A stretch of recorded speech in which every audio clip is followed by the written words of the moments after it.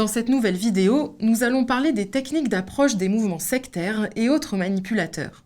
Vous allez le voir, pour recruter des nouveaux adeptes dans toutes les couches de la société, les manipulateurs déploient des stratégies de séduction parfois très élaborées. Ils multiplient les promesses et présentent au monde une façade respectable, un masque qui dissimule les pièges de l'embrigadement. La plus classique, c'est le bouche à oreille, dans le cercle familial, amical ou professionnel. Il y a ensuite le porte-à-porte, qui favorise le contact direct dans le cadre de vie de la personne. C'est par exemple le moyen de recrutement traditionnel des témoins de Jéhovah. L'autre méthode d'approche directe, ce sont les questionnaires, les tests et les sondages. Dans la rue, les adeptes proposent aux passants des questionnaires en apparence anodins qui leur permettent en réalité de mieux cerner leur cible potentielle. C'est aussi un moyen d'engager la conversation. Il y a enfin les conférences. Certains groupes sectaires organisent des réunions autour de grands thèmes, comme la vie après la mort ou la réincarnation. Parfois, les thèmes sont aussi historiques et culturels, n'ayant aucun rapport avec le spirituel. Mais aujourd'hui, c'est Internet qui offre un terrain de jeu sans limite aux nouveaux gourous. Par le biais des réseaux sociaux, des forums, mais aussi de vidéos sur le bien-être, le jeûne ou encore certains types de yoga, des thérapeutes autoproclamés manient la désinformation et un discours anti-médecine parfois dangereux. Tout d'abord, ces groupes mettent en avant la chaleur humaine et l'accueil. Dès sa première visite, le disciple potentiel est séduit par un groupe d'adeptes souriants ainsi que par l'atmosphère chaleureuse des lieux.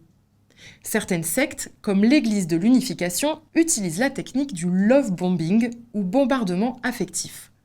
Elle consiste à entourer la nouvelle recrue d'amour et d'affection pour qu'elle se sente soutenue par le groupe. Une autre technique, bien connue, est d'attiser la curiosité. Grâce à un langage parfois codé et pseudo-scientifique, ou encore à des rituels mystérieux, l'adepte a la sensation de faire partie d'une élite, et de pouvoir enfin découvrir le sens caché des choses, d'être utile à une communauté et reconnu par elle. Le recruteur ou le gourou va ensuite cerner les traits de caractère de sa cible, ses attentes, ses espoirs, ses peurs, son entourage, son travail et ses intérêts. Cela va lui permettre de déployer tout un arsenal de promesses pour répondre aux attentes du futur adepte. Cela peut être des promesses de mieux-être, de guérison via par exemple les médecines alternatives, la méditation ou encore des régimes prétendument miraculeux. Cela peut aussi être des promesses de réussite professionnelle, de développement personnel ou encore des formes de coaching de vie. Pour séduire de nouveaux adeptes, les sectes avancent généralement masquées. Elles peuvent se cacher derrière des activités en apparence anodines, des propositions alléchantes qui fleurissent notamment sur Internet. Voici quelques-unes des activités qui peuvent servir de couverture aux manipulateurs. Les programmes de santé, de diète ou de jeûne d'abord. On vous promet de retrouver votre forme autrement et même de guérir les autres. Attention aussi à des programmes dits spirituels, comme les initiations encadrées par un rituel, les cérémonies, la méditation ou les célébrations de groupe. Certains programmes de loisirs, de sport, de rencontres ou de culture peuvent aussi être la porte d'entrée vers l'emprise mentale.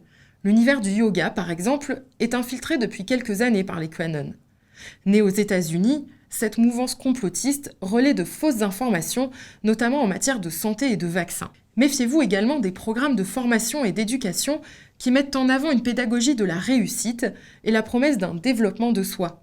La formation professionnelle est ainsi devenue une cible pour les mouvements sectaires cherchant à gagner de l'argent, des nouveaux adeptes et de l'influence dans l'entreprise ou l'administration. Parents, soyez vigilants si on vous propose pour vos enfants des programmes de pédagogie dites alternatives ou innovantes. Chaque année, des élèves sortent du système scolaire classique au profit par exemple de l'école en famille ou d'écoles hors contrat parfois douteuses. Les sectes peuvent enfin se dissimuler derrière des projets humanitaires, après une catastrophe naturelle ou un attentat par exemple, en proposant d'offrir aux victimes un soutien matériel et psychologique. C'est un des procédés utilisés par la scientologie. En octobre 2021, elle a profité de l'éruption du volcan de La Palma pour approcher les personnes touchées. À New York, après les attentats du 11 septembre 2001, dans le cas d'ouragans et de tsunamis, la scientologie envoie des ministres bénévoles à la rencontre des victimes blessées et désorientées. Derrière ces façades qui peuvent paraître respectables, l'objectif est toujours le même, parvenir à modifier la perception du monde de l'adepte pour l'amener vers un embrigadement.